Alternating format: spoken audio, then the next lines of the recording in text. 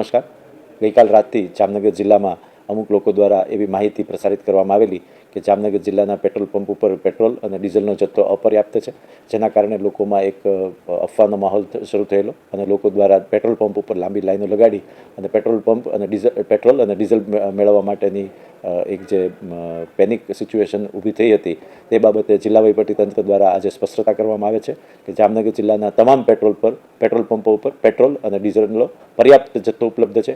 આજરોજ જામનગર જિલ્લા વહીવટીતંત્ર દ્વારા જામનગર જિલ્લાના પેટ્રોલિયમ પેદાશના ડીલરો સાથે, તમામ પેટ્રોલ પંપના માલિકો સાથે તથા પેટ્રોલિયમ કંપનીઓ સાથે વિગતવાર ચર્ચા વિચારણા કરવામાં આવી છે, વિગતવાર મિટિંગો કરવામાં આવી છે અને તે અંગેની કોઈપણ પ્રકારની અફવાઓને નહીં ચલાવી લેવા માટે તંત્ર દ્વારા એ લોકોને કડક સૂચના આપવામાં આવી છે.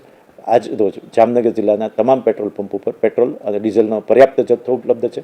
લોકોને કોઈપણ પ્રકારની અફવાથી ન પ્રેરાવા તેમજ કોઈપણ પ્રકારની પેનિક સિચ્યુએશનમાં ન આવવા માટે જિલ્લા વહીવટીતંત્ર દ્વારા અપીલ કરવામાં આવે છે.